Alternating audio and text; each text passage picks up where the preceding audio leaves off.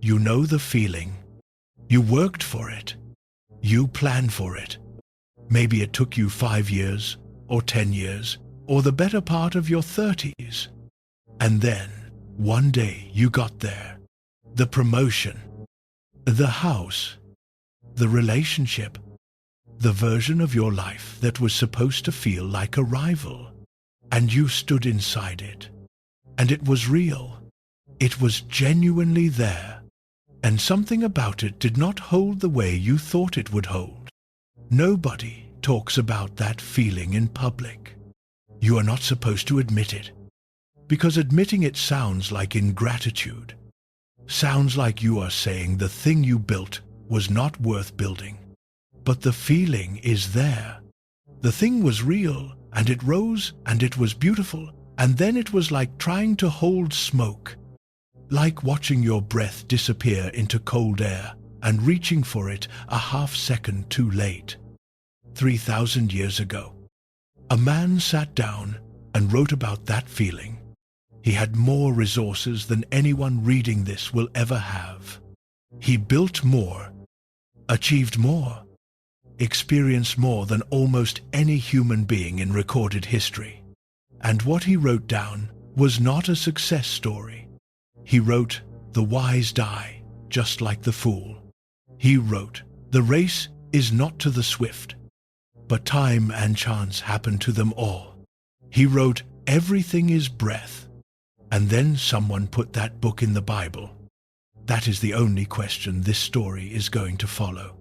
Who was this man? What did he see? And why? Out of everything a tradition could have preserved, did it decide to keep this? Picture a street in modern Manhattan on a Wednesday afternoon in November. The guy in the elevator, checking his phone for the 4th time in 3 minutes, just closed the biggest deal of his career. He should feel something. His colleagues shook his hand. His wife texted congratulations. The number in his account changed in a way that would have seemed impossible to the version of him that graduated college 20 years ago with $40,000 in debt. He checks his phone again. He is not depressed. He is not ungrateful. He just noticed, somewhere in the middle of the celebration, that the feeling he had been expecting did not quite show up the way he thought it would. The achievement is real. The reward is real. But something about it has the quality of smoke. Present, visible, and already on its way somewhere he cannot follow. He has no language for this. Qohelet had language for it. That is the name the book gives itself. Not a person's name, a title, a role. The Hebrew word Qohelet sits somewhere between the one who gathers and the one who assembles. And scholars have debated for centuries exactly what it means. What is clear is that from the very first line of this book, the author chose to speak through a mask rather than under his own name. Whoever is talking, they did not want you focused on who they were. They wanted you focused on what they found. But the mask they chose was not random. In the opening chapters, Qohelet describes himself in ways that point unmistakably toward one specific figure in Israelite history: son of David, king in Jerusalem, a man whose wisdom exceeded everyone who came before him, a man who undertook building projects on a scale the city had never seen, who denied himself nothing his eyes desired, who accumulated wealth and achievement beyond what anyone around him could match. Every reader in the ancient world would have recognized that portrait immediately. It is Solomon, the king whose name became synonymous with wisdom, whose reign represented the height of what Israel could be, whose temple stood as the most visible proof that God had blessed his people. If any human being in Israelite history had the resources to run the experiments Qohelet describes, it was Solomon. If any human being had earned the right to draw conclusions from having tried everything. It was him. But the book never writes his name. It builds a portrait that looks exactly like Solomon and then refuses to sign it. And something stranger still happens after the second chapter. Even the portrait starts to blur. The kingly voice recedes. The specific claims about wealth and power fade into the background. What remains is just a man, watching the world from somewhere inside it, returning again and again to the phrase that runs through this book like a pulse. Under the sun. Qohelet uses that phrase 29 times. It is worth slowing down on because it is doing something very specific. He does not say under God. He does not say under heaven, the way that phrase functions elsewhere in Scripture. As a gesture toward divine oversight and cosmic order, he says, under the sun, in the space lit by the thing that rises every morning, whether you are ready or not, and sets every evening, whether you are finished or not. Under the sun is the territory of what can actually be seen, what a person encounters in the life they are actually living. What remains when you strip away what you have been promised and look at what is in front of you. That is where Qohelet stands. And from that position, with the resources of a king and the eyes of someone who has been paying very close attention for a very long time, he asks a question in the first chapter that the rest of the book will spend 11 chapters not quite answering. What does a person actually gain from all their labor? The Hebrew word is yitron, surplus, the remainder after everything has been weighed. Qohelet is asking whether human effort produces something that lasts, whether anything accumulates, whether the working and building and reaching that fill a human life add up to something that outlasts the person who did all of it. Think about the man in the elevator. He spent 20 years building towards something. The thing is real. He has it. And he is standing inside it, checking his phone, vaguely aware that the surplus he expected to feel is not quite there the way he expected it to be there. Qohelet was asking about him. Qohelet was asking about all of us. Maybe that is why the mask matters. Maybe Qohelet is not a character at all. Maybe Qohelet is a position. The position of anyone who has looked honestly at what a human life adds up to, who has tried the things that are supposed to give life weight and permanence, who has sat with the results long enough to stop pretending. If that is true, the book is not asking you to identify with a king from 3,000 years ago. It is asking whether you recognize the voice. Before we follow Qohelet into his experiments, there is one word you need to understand. Not because it is a vocabulary lesson, because this word is the reason almost everyone who has read this book in English has been reading a slightly different book than the one Qohelet actually wrote. Stand outside on a cold morning. Any morning, the kind where you can see your breath. Watch what happens when you exhale. A small cloud forms. It is real. You can see it. It exists in the air, in front of your face, with as much reality as anything you could point to. And then it is gone. Not because it was an illusion, not because it was worthless, but because that is the nature of what it is. It rises. It is visible for a moment, and then it moves into air that has already absorbed it, and there is no evidence it was ever there. That is the word Qohelet used. Hevel, breath, vapor. The word appears 38 times in 12 chapters, which, in a book this precise, is not repetition, it is insistence. And for roughly 2,000 years, Every English reader who opened Ecclesiastes encountered this word not as breath, but as something else entirely. Vanity of vanities. All is vanity. Jerome translated the Hebrew scriptures into Latin in the late 300s and reached for the Latin word vanitas.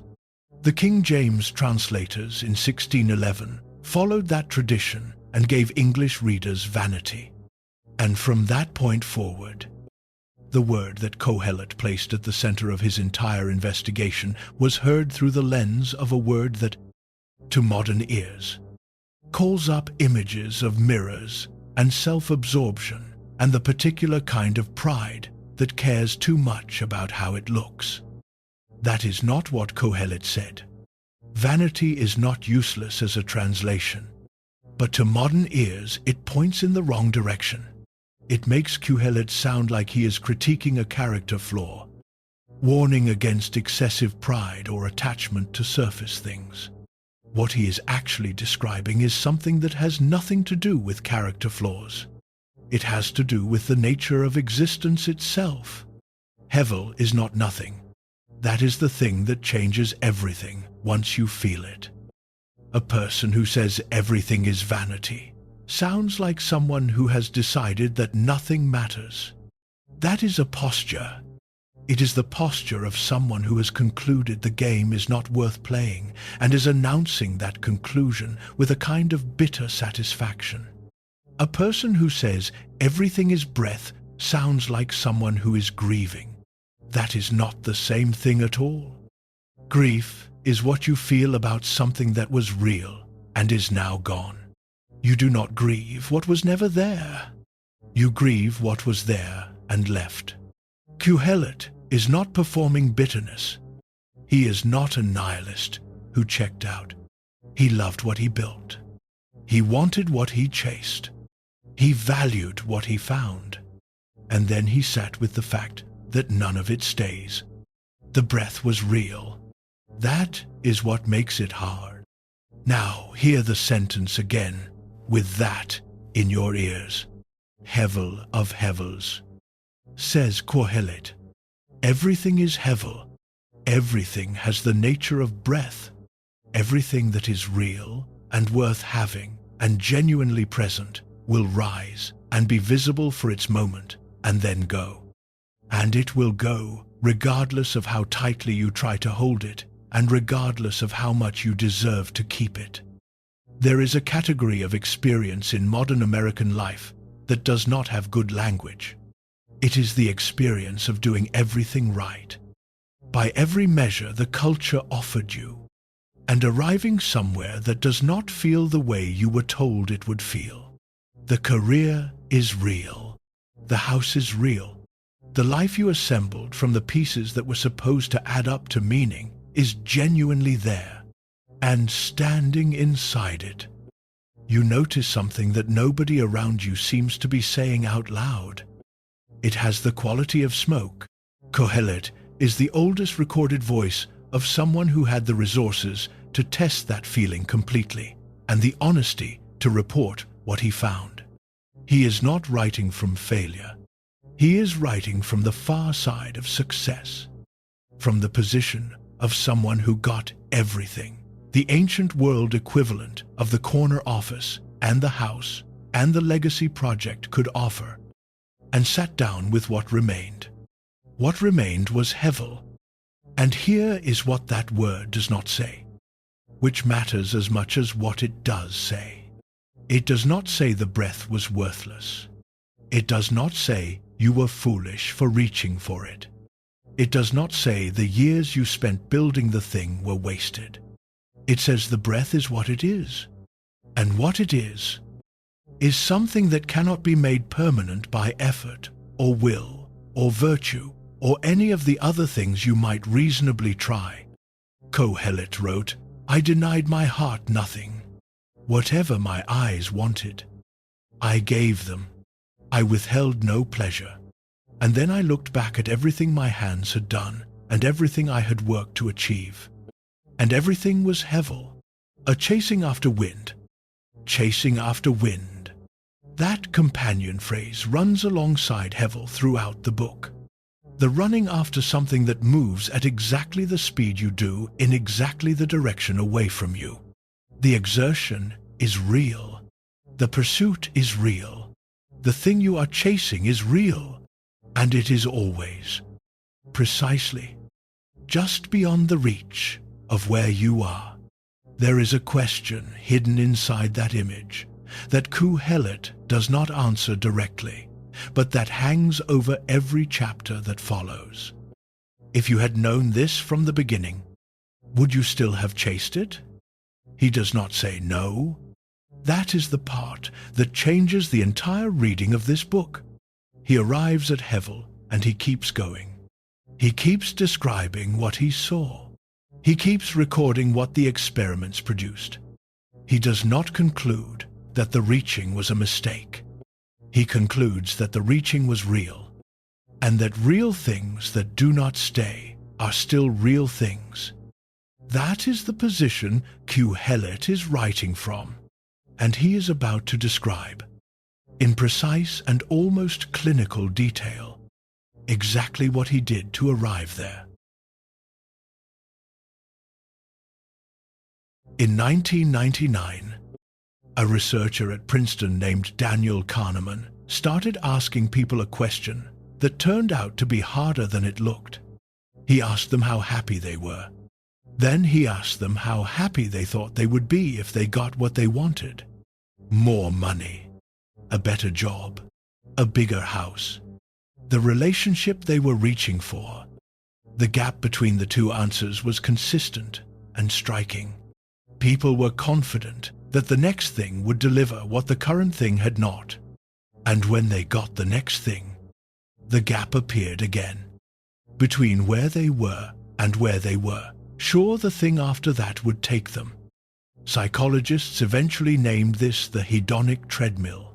You run and the belt moves and you stay in the same place and you are certain, with genuine conviction, that if you just run a little harder, you will get somewhere different. Qohelet did not have a name for it. He had something better. He had a laboratory. He did not theorize about whether wisdom or pleasure or achievement could deliver the surplus he was looking for. He went and got them. He ran the experiments with the resources of a king and the patience of someone who was going to see this through to the end, no matter what the end looked like. And then he reported what he found with a precision that is almost uncomfortable to read, because it is so specific and so honest and so close to something most people spend a significant portion of their lives trying not to look at directly. The first experiment was wisdom. Not wisdom as casual good judgment. Wisdom in the full sense that the ancient world meant the deep understanding of how things work beneath the surface of events. The capacity to see patterns that ordinary observation misses. The knowledge that allows a person to move through the world with real skill and discernment. In the tradition Qohelet was writing inside. Wisdom was the highest human achievement. The book of Proverbs, which sits just before Ecclesiastes, spends 31 chapters building the case that wisdom is the thing worth pursuing above all others. Qohelet pursued it more thoroughly than anyone before him in Jerusalem. He says this the way a researcher states the conditions of a study, without boasting, without false modesty. This is what I did. This is how completely I did it. Then he gives you the result. For in much wisdom is much grief, and he who increases knowledge increases sorrow. Sit with that for a second. This is not the conclusion of someone who failed at wisdom. This is the conclusion of someone who was very good at it, and discovered that being very good at it meant seeing more clearly the things that cannot be fixed. Wisdom does not protect you from loss. It makes you more aware of what you are losing. The person who understands deeply has fewer comfortable illusions to retreat into. The person who sees patterns clearly sees the pattern of how things end, as well as the pattern of how they rise. That is the result of experiment 1. Wisdom, pursued fully, produces grief proportional to the depth of the pursuit. The second experiment was pleasure. Qohelet is specific here in a way that matters. Wine, laughter, music, the enjoyment of beautiful things, gardens, pools, houses built by someone who could afford not to stop building. He withholds nothing. He refuses his heart no pleasure. But here is the thing about this experiment that separates it from ordinary indulgence. He watches himself the entire time. He keeps his wisdom running while he runs the pleasure experiment. He is the researcher and the subject simultaneously, which is a strange position to be in. But it is the only position from which you can report accurately on what pleasure actually delivers rather than what it promises while you are reaching for it. The result, I said, of laughter. It is mad. And of pleasure. What does it accomplish? Accomplish. That word is doing specific work. He is not saying the pleasure was fake. He is asking what it produces. What remains after the music stops and the cup is empty and the evening is over? And what remains is not the pleasure itself, but only the memory of having had it. The memory, he will tell you later, also fades. The third experiment is the one that cuts deepest for anyone living inside a particular kind of modern American life. Qohelet turns to achievement, legacy, the building of things designed to outlast the builder. Think about what that impulse looks like right now. The entrepreneur who wants to build something that matters. The artist who wants to make something that lasts. The parent who wants to give their children a life better than the one they had. The professional who works the hours they work not just for the money, but because the work is supposed to mean something. Supposed to produce something that justifies the cost of producing it. Qohelet ran that experiment at scale. He built what Jerusalem had not seen built before. He created things that required real skill and real effort, and produced real results. He is not describing these projects as failures. He walks you through them with the pride of someone who genuinely made things worth making. And then he tells you what happened when he looked at them. Then I considered all that my hands had done, and the toil I had expended in doing it. And behold, all was hevel and a chasing after wind, and there was nothing to be gained under the sun. The achievement was real. The things he built were there. He could walk through them and point to them and show them to anyone who asked for evidence that his labor had mattered. And still hevel, still chasing after wind. Why? Because of a thought that arrived in the middle of everything he had made. A thought cold enough to change the temperature of the entire project. He is going to die. And when he dies, everything he built will pass to someone else. Someone he cannot choose. Someone who might be wise enough to understand what it cost, or might be a fool who dismantles it without knowing what they have. Either way, the builder will have no say. His wishes will carry no weight once he is no longer there to enforce them. Qohelet does not dress this observation up.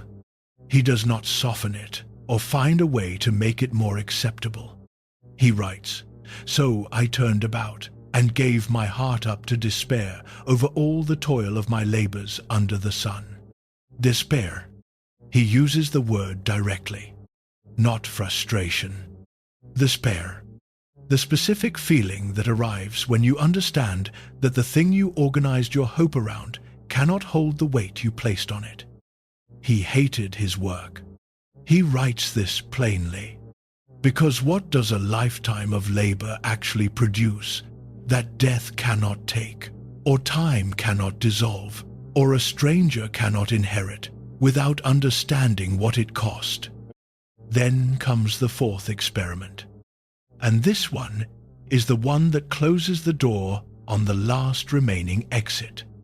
What if the value of the work is not in the result, but in the doing? What if labor itself, the act of making and building and creating, is where the meaning lives, not in what the labor leaves behind? Qohelet tests this too. He looks at the work while he is inside it, not from the outside, not in retrospect. He examines the value of the act itself. The result labor has value in the moment of its happening, while you are doing the thing. The thing is real and present and worth doing, but the moment becomes the past, and the past does not hold the same weight as the present did. What the labor leaves behind when you step back from it is not the experience of doing it, only the artifact. And the artifact is subject to everything artifacts are subject to. 4 experiments, 4 results, each one landing in the same place, Hevel. And here is what Qohelet does not do that almost every other writer in this situation would do. He does not tell you the experiments were a mistake. He does not conclude that you should not have reached for wisdom or pleasure or achievement or meaningful work. He does not offer you a different list of things to chase instead. He keeps the results honest, and he keeps moving, because there is something else he has been watching while he ran his experiments. Something that goes beyond his own personal investigation. Something about the structure of the world that the experiments are embedded in.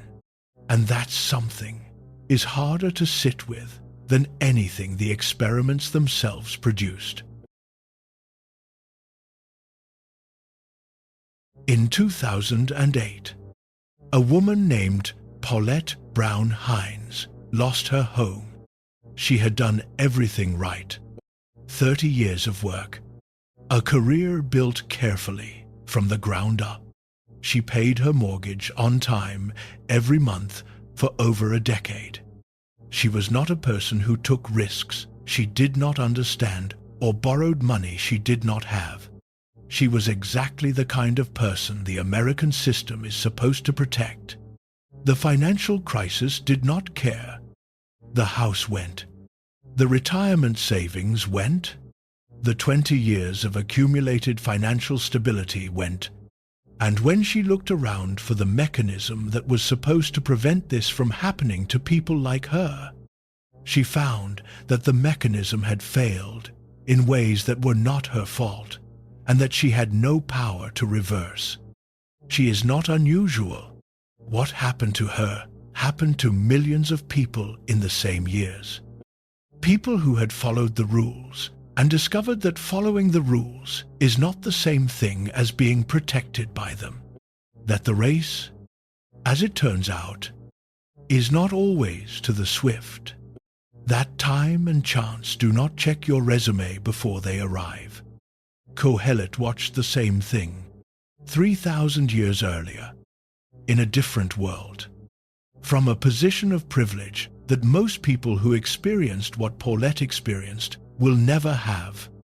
He watched the structure of the world from close enough to see how it actually operates rather than how it is supposed to operate. And he wrote it down without flinching. The race is not to the swift, nor the battle to the strong, nor bread to the wise, nor riches to the intelligent, nor favor to those with knowledge. But time and chance happen to them all. Read that out loud if you can. Feel what it does.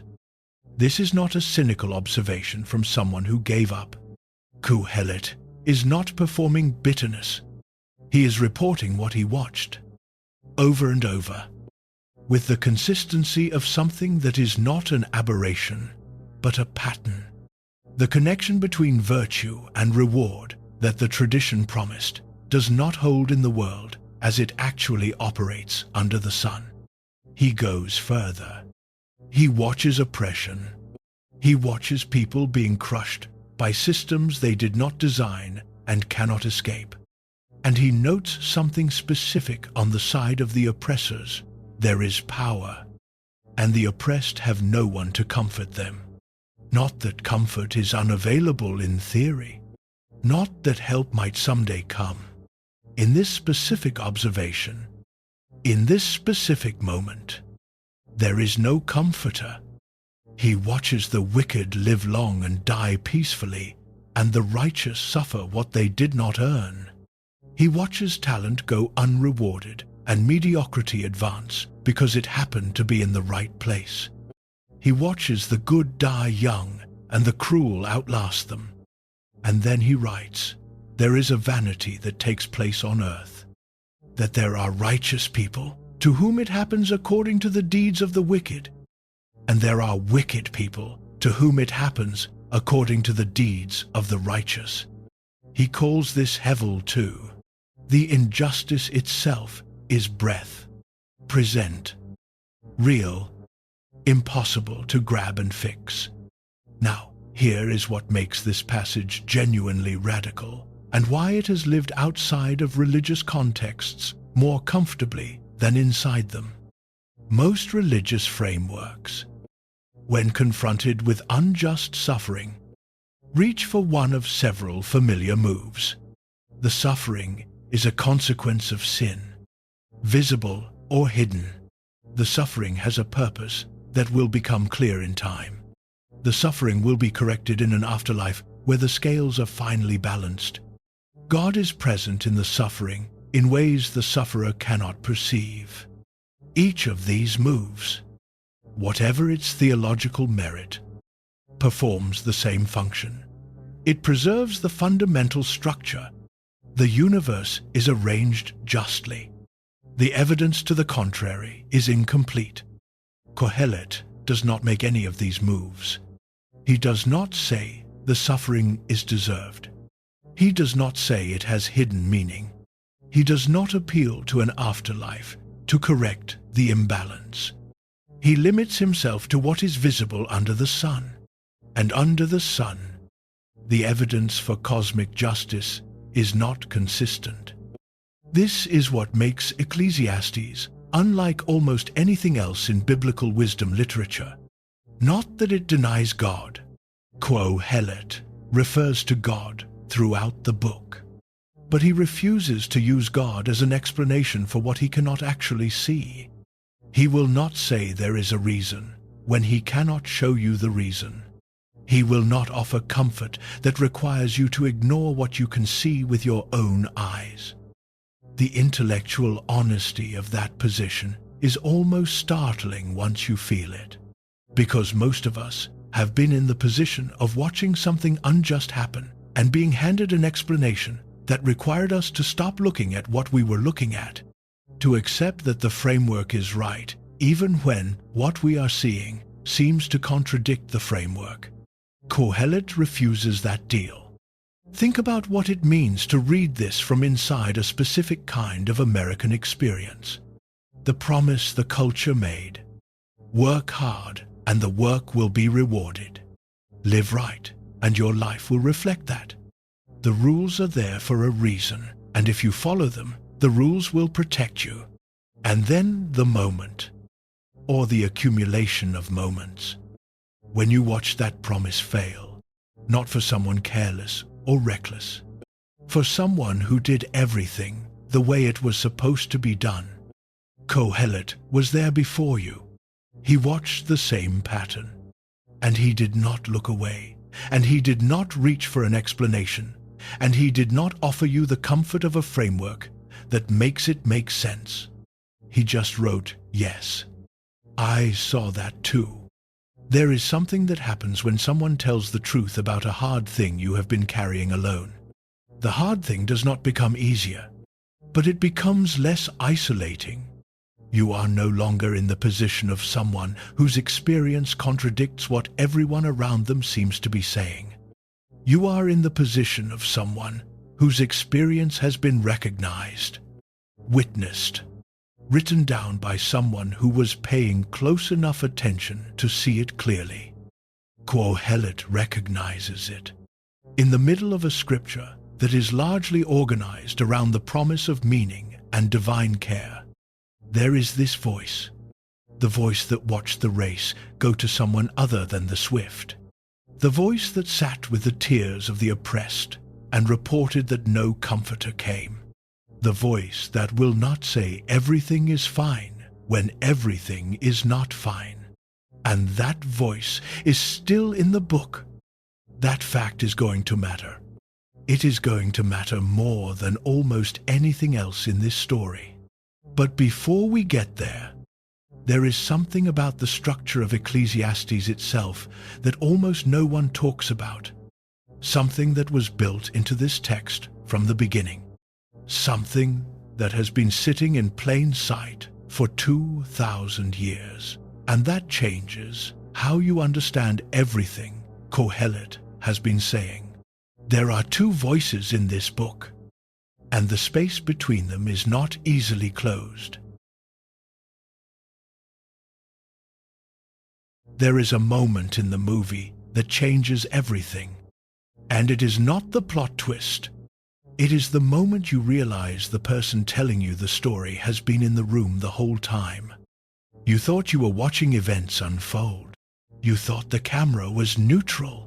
And then something small shifts. A detail you half noticed 20 minutes ago suddenly connects to something happening right now. And you understand that someone has been standing just outside the frame, making choices about what you see and how you see it. And the story you thought you were watching is actually a story being told by someone with a perspective you did not know was there. Ecclesiastes does this. Most readers move through the book inside the voice of Qohelet. I saw, I considered, I gave my heart to know. I said to myself, the voice is immediate and personal and relentless, and you follow it the way you follow someone who is walking fast through a city they know and you do not.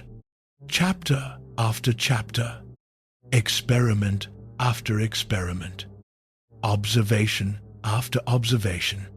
And then you hit the last 2 chapters, and something shifts. The voice that has been saying I stops saying I. The camera pulls back, and a different speaker steps into a space you did not know was there. Besides being wise, Qohelet also taught the people knowledge, weighing and studying and arranging many proverbs with great care. Qohelet sought to find words of delight, and uprightly he wrote words of truth. That is not Qohelet describing himself. That is someone else describing Qohelet, someone who has been outside the frame the entire time, watching Qohelet speak, deciding what the reader needs to know about the voice they have been following. And this outside narrator does not just summarize. In the final verses of the book, this narrator addresses the reader directly, in a register that sounds nothing like what came before. The end of the matter. All has been heard. Fear God and keep his commandments, for this is the whole duty of man. For God will bring every deed into judgment, with every secret thing, whether good or evil. Fear God and keep his commandments. God will bring every deed into judgment. Read those sentences and then read back through any chapter you just came from. The race is not to the swift. Time and chance happen to them all. The righteous suffer the fate of the wicked. That is what Qohelet has been saying for 11 chapters. And now, a voice from outside his account steps forward and says God will bring every deed into judgment. These are not the same claim. Qohelet said the evidence for cosmic justice under the sun is not consistent. The narrator at the end says divine judgment is coming for every deed. Qohelet stayed inside what he could see. The narrator points beyond it. Qohelet watched the oppressed and found no comforter. The narrator lands on the bedrock of traditional faith. The space between those two positions is not easily closed. Now, what do you do with that?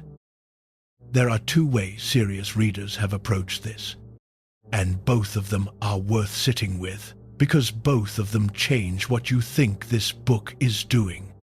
The first reading says the narrator at the end is performing a corrective. Qohelet's observations were dangerous. They were the kind of thing that could take a reader somewhere the tradition was not prepared to follow. So someone, maybe a later editor, maybe the author himself writing from a different position, added a frame at the beginning and end of the book.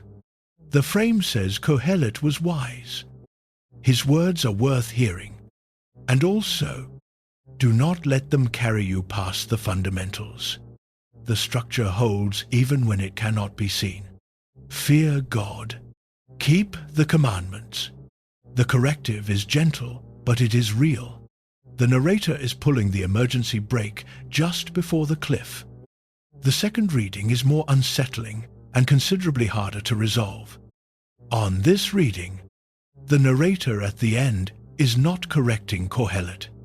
The narrator is demonstrating something about the tradition itself, that it is large enough to hold Qohelet's voice without being destroyed by it, that fear God and keep his commandments can occupy the same book as the race is not to the swift without one of them cancelling the other, that the tradition is not asking you to choose between honest observation and continued practice. It is asking you to live in both simultaneously. Think about what that second reading would require of a reader. It would require you to hold, in the same breath, the knowledge that time and chance happen to all, and the practice of showing up anyway, the recognition that justice does not always arrive on schedule, and the commitment to justice as if it matters, the experience of Hevel, the genuine experience of reaching for something real and feeling it go, and the choice to keep reaching. That is not a comfortable position. It does not resolve into a clean formula. It does not give you a sentence you can put on a wall, and the book does not resolve it for you. This is the thing that makes Ecclesiastes structurally unlike almost any other text in the biblical tradition. It is not that it raises hard questions. Job raises harder questions about suffering. The Psalms of Lament go to darker places emotionally. What is unusual about Ecclesiastes is that it builds its tension into the architecture of the book itself, and then leaves that architecture standing without repair. The two voices are both there. The gap between them is real, and no editorial decision was made to close the gap before the book went out into the world. Someone decided that the gap was the point. Think about what that decision required. It required someone to believe that a reader could follow Qohelet through every experiment, through the failure of wisdom and the hollowness of achievement, and the evidence of injustice unrewarded, and the certainty of a death that erases even the memory of what was built. And then hear, fear God and keep his commandments, and not be destroyed by the distance between those two things. It required trusting the reader to stand in that distance without demanding that it be closed. That is a very specific kind of respect for the person on the other side of the text. Most texts do not do this. Most texts, religious or otherwise, are built to deliver a conclusion. The argument is made. The counter-argument is addressed. The landing is provided. You leave knowing where the text stands and what it wants you to do with what you just read. Ecclesiastes refuses that structure. It leaves you standing between two voices that are still talking. There is a word for what that feels like from the inside. It feels like your own life. because your own life does not resolve into a clean conclusion either. You know things that make faith difficult, and you practice faith anyway. Or you do not. And either way, the knowledge does not go away. You have watched things that do not fit the framework you were given, and you have kept the framework, or you have set it down, or you hold it more loosely than you used to. And either way, what you watched is still part of what you carry. You have reached for things that rose and were real and then went, and you have kept reaching, or you have stopped. And either way, the Hevel was real. Qohelet is in the first voice of the book. He is the one who watched and recorded and refused to look away. The narrator is in the second voice, the one who stepped outside the frame and said, "We heard all of that, we kept it, and we are still here." You are in the space between them. That is where Ecclesiastes puts you, and that is where it leaves you. And it turns out that being left in that space is not abandonment. It is the most honest thing a book about human life can do. But here is the question that has been waiting underneath all of this since the cold open. If this book does what we just described, if it creates this much unresolved tension, if it puts two voices in the same space, pulling in different directions, and refuses to tell you which one wins, then how did it get into the Bible in the first place? Who looked at this and said, "Keep it"? And what did they think they were preserving when they made that decision? In the year 70 of the Common Era, Rome ended a 4-year war against Judea by burning Jerusalem to the ground. The temple that had stood at the center of Jewish life for centuries was gone. The priesthood was gone. The sacrificial system that organized daily worship was gone. The entire infrastructure of a way of life that had sustained a people through conquest and exile and return was reduced to ash and rubble in a single summer. What remained was the texts. In the decades that followed, Jewish communities scattered across the Roman world faced a question that had never been quite this urgent before. Which texts carried authority? Which ones defined what this community was, and what it believed, and how it would survive into a future it could not yet see clearly? The question of canon, which texts belong and which do not, had always mattered. After the destruction of the temple, it became the question on which everything else depended. And inside those debates, Ecclesiastes was not universally accepted. The concerns are recorded in rabbinic sources written in the centuries after the destruction, and they are specific enough to tell us that real people with serious commitments looked at this book and said, "We are not sure this belongs here." The worry was not primarily that Ecclesiastes was difficult or depressing. The worry was that it appeared to contradict itself and, more seriously, that it might contradict Torah, a text that says, "The righteous sometimes suffer the fate of the wicked," sits in real tension with a legal tradition built around the promise that obedience produces blessing. One school of thought held that Ecclesiastes did not belong in the category of sacred texts at all, that it was wisdom literature, maybe the words of a wise man worth preserving, but not scripture, not the kind of text that defines a community's relationship to God. Another school held that it did belong there. The argument for keeping it rested partly on the frame. The book begins and ends with wisdom. They said, the narrator's closing words, "Fear God and keep His commandments." Anchor the difficult material inside an orthodox frame of reference. The beginning and the end sanctify what is in the middle. Others were not fully satisfied.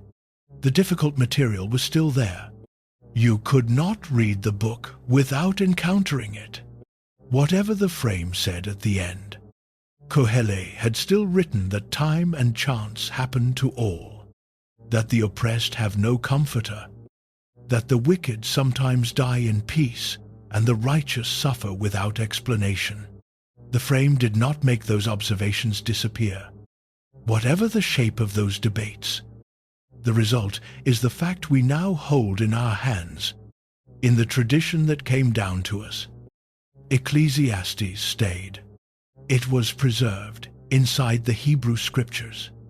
And when Christians inherited those Scriptures as what they would come to call the Old Testament, Ecclesiastes came with them.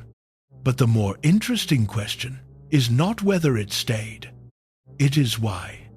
Because here is the thing about a tradition deciding to keep a difficult text. To keep Ecclesiastes, the tradition had to keep all of it. They could not preserve only the closing verses and discard the 11 chapters before them.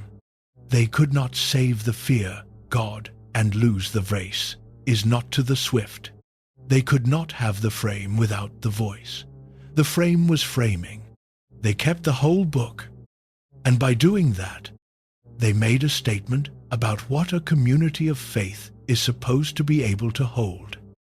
A tradition that only speaks to people when they are certain is not a tradition that can speak to the full range of what a human life actually contains. Faith does not only happen in the moments when the evidence is clear and the framework is holding and everything you believe is confirmed by what you can see. It happens in the moments Qohelet describes, when the wisdom produces grief, when the labor produces hevel, when the righteous suffer what they did not earn, when you stand in the gap between what you were promised and what is actually in front of you. Qohelet names that gap. He names it precisely, and without apology, and without rushing to close it before you have had time to feel it. And a community that kept his voice was a community that decided it wanted to be honest with the people inside it.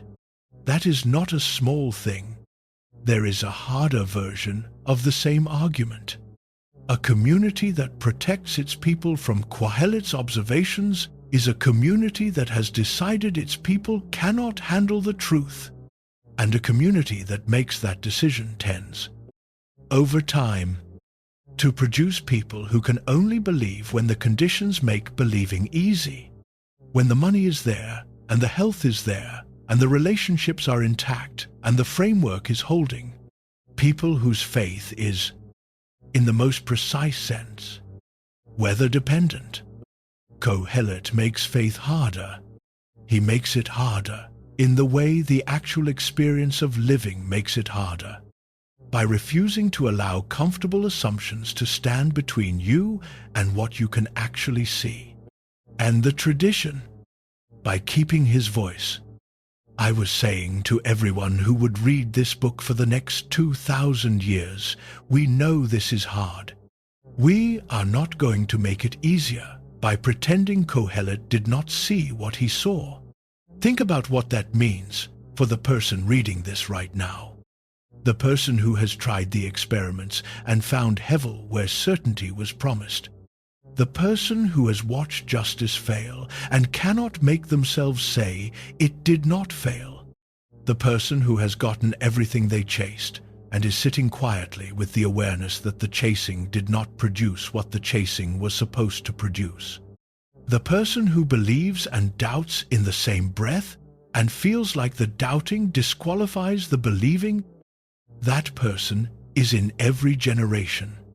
Ecclesiastes was kept for that person, specifically and deliberately, kept for the moment when the framework is not holding and the comfortable explanations are not landing, and what you need is not another promise, but a voice that already knows what you are looking at.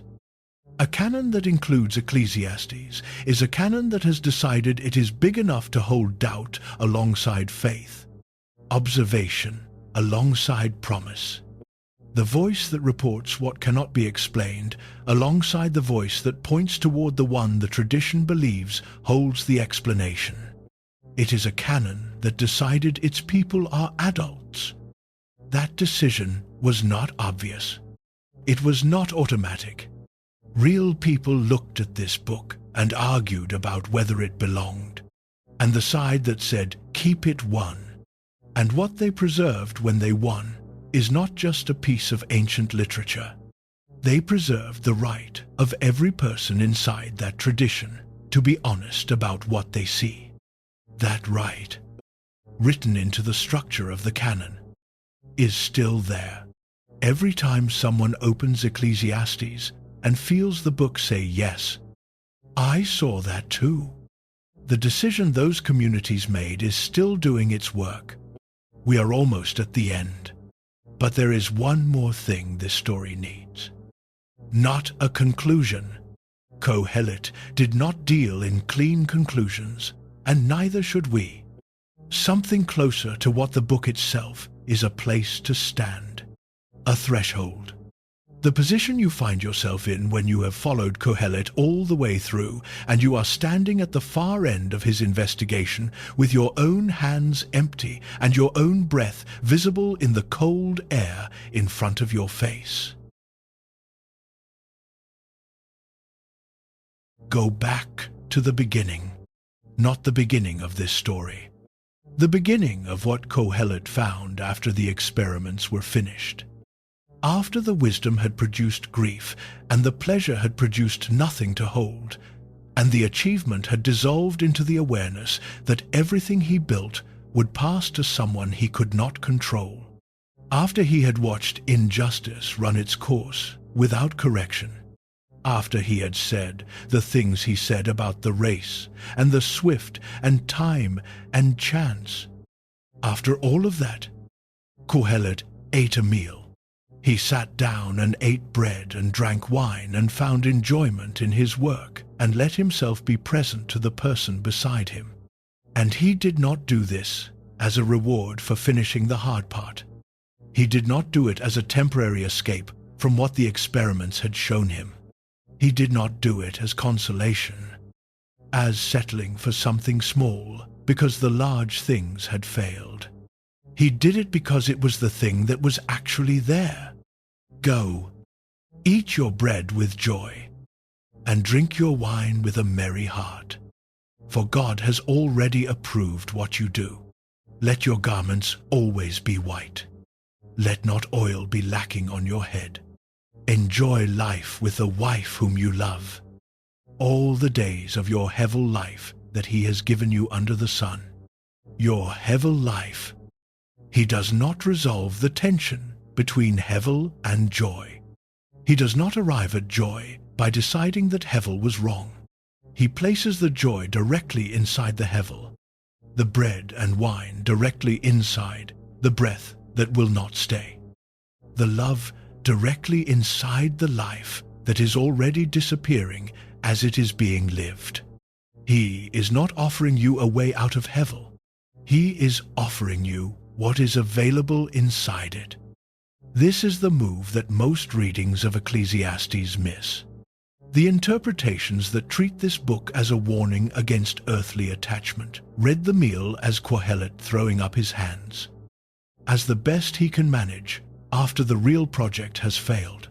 The readings that use hevel as a setup for a turn toward eternal things read the enjoyment as a concession to human weakness, something Qohelet allows because the alternative is too bleak to sustain. Both of those readings are treating the meal as second place, as what you get when what you really wanted is not available. Qohelet is not settling. He is arriving. The meal is not the consolation prize. It is the thing itself. This distinction matters more than it might sound, because what Qohelet is describing is not the peace that comes from lowering your expectations. It is the specific clarity that becomes available only after you have been honest about everything, only after you have let the false promises dissolve and looked without flinching at what remains. the person who has not run the experiments, who is still certain that the next achievement will deliver the surplus the last one did not, cannot fully inhabit the meal. They are eating with one eye on what comes next. They are present to the bread in their hands, the way you are present to something you have not yet decided is enough. Qohelet is present to it the way you are present to something you know will not stay. That is a different quality of presence, and it is only available from the position he has arrived at, which is the position of someone who has been completely honest about how much things cost and what they leave behind and what they cannot do for you, no matter how well you do them. He returns to this image 7 times in 12 chapters. 7 times the bread, the cup, the work of today, the person beside him. In a book this precise, 7 returns to the same image is not repetition. It is the sound of a man who has found the one thing that does not dissolve when he holds it honestly, and is trying to make sure you do not miss it in the middle of everything else he is saying. Now hold that alongside the second voice, the narrator who steps out at the end of the book and says, "Fear God and keep his commandments, for this is the whole duty of man." Earlier in this story, we sat with the 2 ways serious readers have understood that closing voice, whether it is correcting Qohelet or confirming that the tradition is large enough to hold him.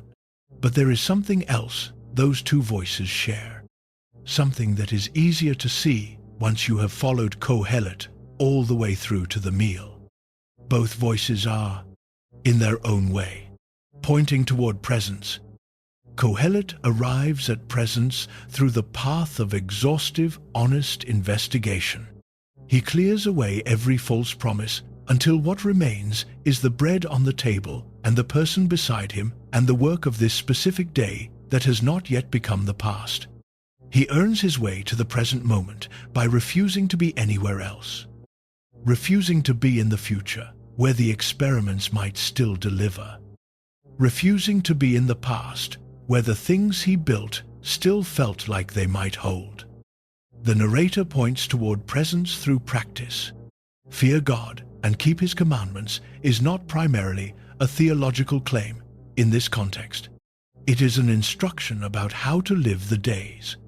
It is the tradition saying here is a set of practices that will orient your life towards something larger than your own conclusions, that will keep you showing up in the community and in the work, even when the experiments are producing hevel and the evidence for cosmic justice is not consistent and the framework is harder to hold than it used to be.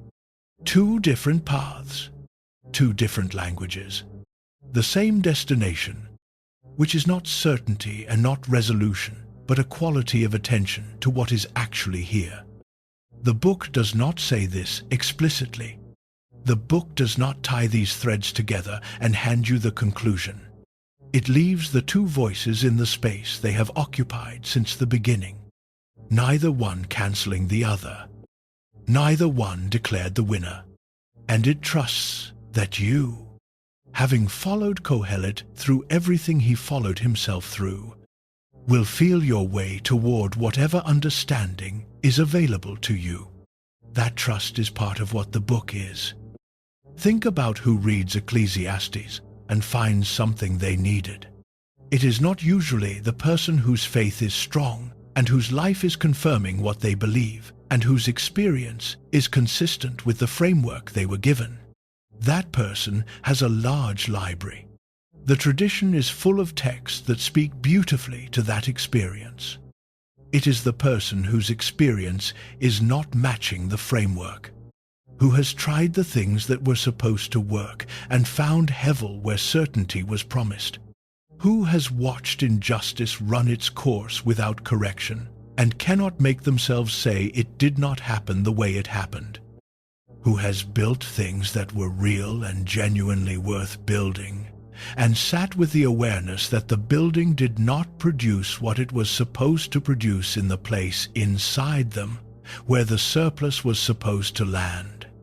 That person is in every generation, in every culture, in every tradition, and in no tradition. They are sitting right now in apartments in cities and houses in suburbs, and they are carrying something they do not quite have language for. This awareness that the thing they reached for was real and rose and was genuinely there, and then had the quality of breath. And they have not found many places willing to say out loud that they see it too. Ecclesiastes says it. It has been seeing it for over 2,000 years, and the tradition that could have removed it decided instead to keep it, to place it between the Song of Solomon and Isaiah, and leave it there for every person in every generation who would come to this text carrying exactly that thing. The book is still here because the experience it describes is still here, which means Qohelet is still speaking to someone. To the person who ran the experiments and found Hevel, to the person who watched time and chance arrive without reference to who deserved them, to the person who is standing right now in the gap between what they were promised and what is actually in front of them, looking for a voice that will not pretend the gap is smaller than it is. Here is what that voice says.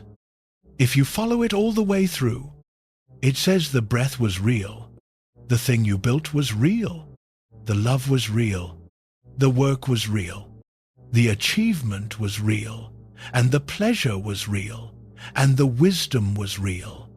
None of it was nothing. All of it rose. All of it had the quality of something genuinely present in the moment it was present. And all of it had the quality of breath, which means the question is not how to make it stay. The question is how to be present to it while it rises. How to be in the room with the bread and the cup and the person you love and the work of today, without one eye on what comes next, or one hand trying to hold what is already becoming the past. How to inhabit the Hevel life, your Hevel life, with something that is not resignation and not denial, but the specific quality of attention that becomes available only when you have stopped asking the moment to be something other than what it is. Qohelet does not give you a formula for that. He gives you something more useful.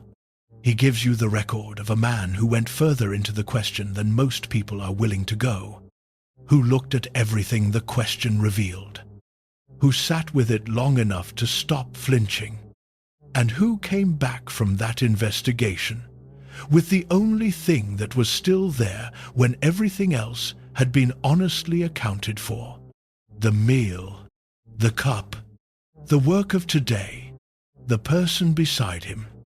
Breath that is real precisely because it will not stay. There is a word for the position you are in at the end of this story.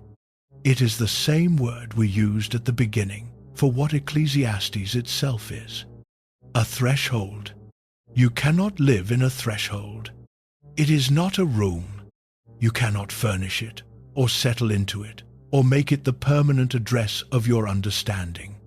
It is the place between, the place you stand for a moment before you go through. What Ecclesiastes gives you is not the answer on the other side of the threshold. It is the clarity to stand in the threshold honestly, without pretending you are further along than you are, without pretending the questions are smaller than they are, without pretending that the experiments produce something they did not produce, or that the injustice was smaller than it was, or that the Hevel was not Hevel.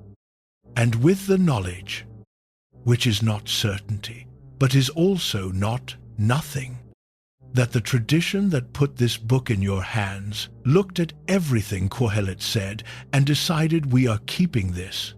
We are trusting our people with this. We believe the honest position is more useful to a human life than the comfortable one. They were right. 2 1,000 years of people coming to this book, carrying the specific weight of what it describes, is the evidence. Qohelet stood under the sun. He watched what was there to be watched. He ran the experiments and recorded the results, and refused to dress the findings up in language that would make them easier to receive. He found the meal at the end of the investigation, and he found that the meal was enough, not because it was everything, but because it was there, and it was real, and it was his, and it was now. He breathed. He watched. He wrote it down. The book is still here. And so, for now, are you?